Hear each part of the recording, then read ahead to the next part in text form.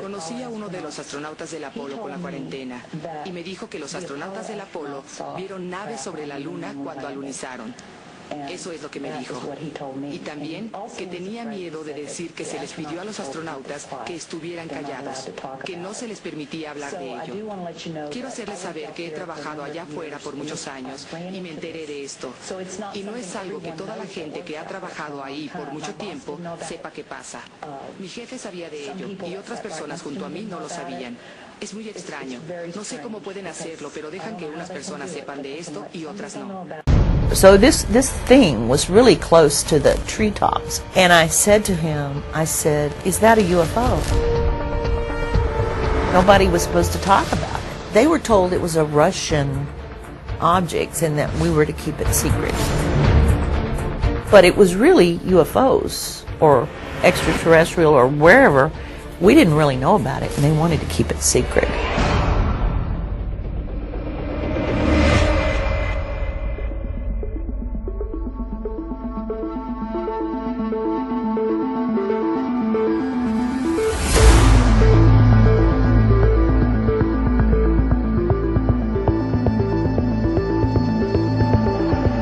Hi, I'm Donna Hare, D-O-N-N-A-H-A-R-E. I was a general contractor for NASA, worked at Philco Ford from 1967 till the first space shuttle. So I worked there for quite a while. I realized that, well, I had a top secret clearance, but I would go into restricted areas and all. I went into the lab one day and they were doing what is called a mosaic. And it's satellite pictures that they take of the Earth. I think it was satellite pictures. It was above the clouds of the Earth, and they're panels. They're put together in a larger panel. They're a mosaic. And while I was in that lab across the hallway from where I worked, the gentleman, and I won't mention his name, there were several people that worked over there, but he showed me, he pointed my attention, it was a black and white mosaic, and he pointed my attention to one of the panels on the thing, and he says, look at that over there. And I looked, and it was a round circle, and it was really white. It didn't look like metal, but it was white. And I said, is that a bubble on the emulsion? Because I knew that would happen. And he said, well, bubbles on the emulsion don't leave round shadows on the ground. And of course I looked, and there was a shadow. This dot was casting a shadow, and it was at the same angle as it was pine trees. This was a picture of the Earth, and it was pine trees casting the same shadow. It was the same time of day. So this thing was really close to the treetops. And I said to him, I said, is that a UFO? And he's smiling, and he crosses his hands, and he said, well, I can't tell you that. And I said, what are you going to do? In other words, he was letting me know he can't tell me it's a UFO. And I said, what are you going to do with this information? And he said, he looked at me and he says, we have to airbrush these things out before we sell these pictures to the general public. And I was told they're airbrushed out. And I realized at the time that not only did he know, but a lot of people in the lab knew about these UFOs.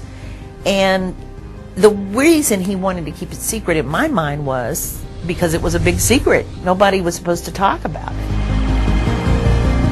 I started asking around after that, different people, about UFOs and secrecy. Some people knew, and some people sitting right next to me didn't know about this sort of thing. Those people in that lab were told, what I was told later, the reason some of them kept it secret, was they were told it was a Russian object and that we were to keep it secret. And some of them were very good American people, of course. They were going to keep it secret. But it was really UFOs or extraterrestrial or wherever. We didn't really know about it, and they wanted to keep it secret.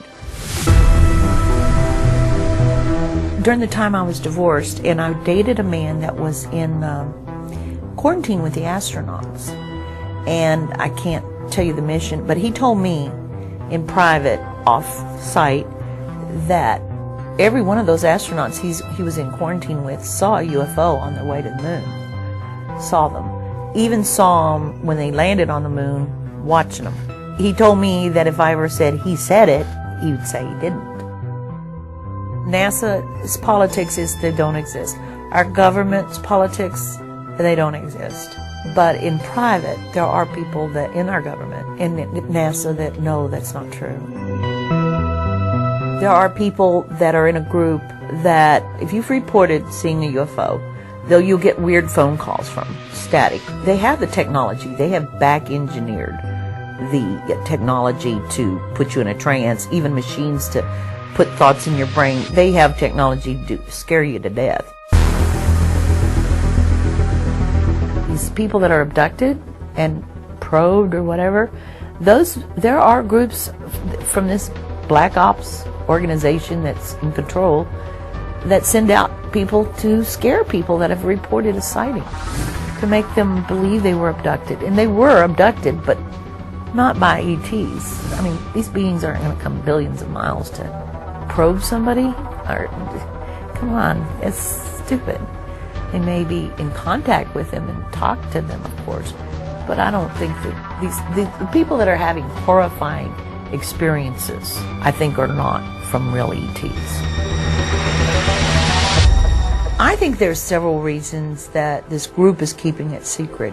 One of the main things is we already have technology that could replace the crude oil.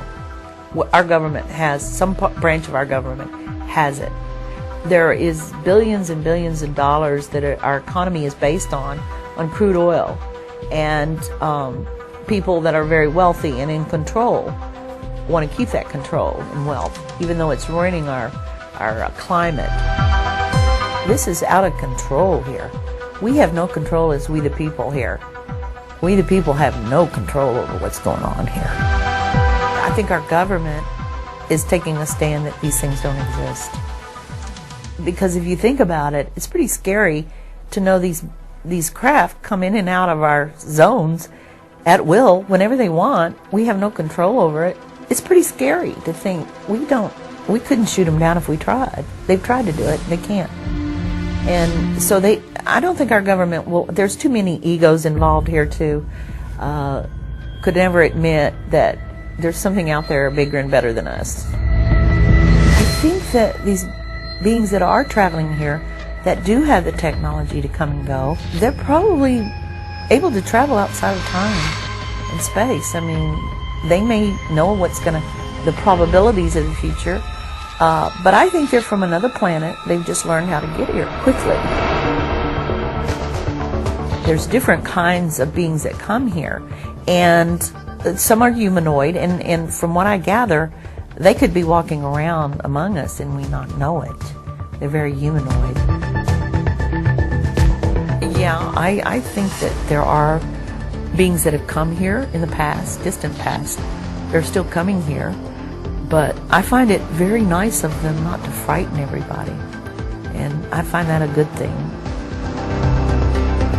I think they're positive people. I think they're good. I think we could learn so much. It would be so wonderful if we could do some kind of communication for everyone in the world to see and understand. It would be good.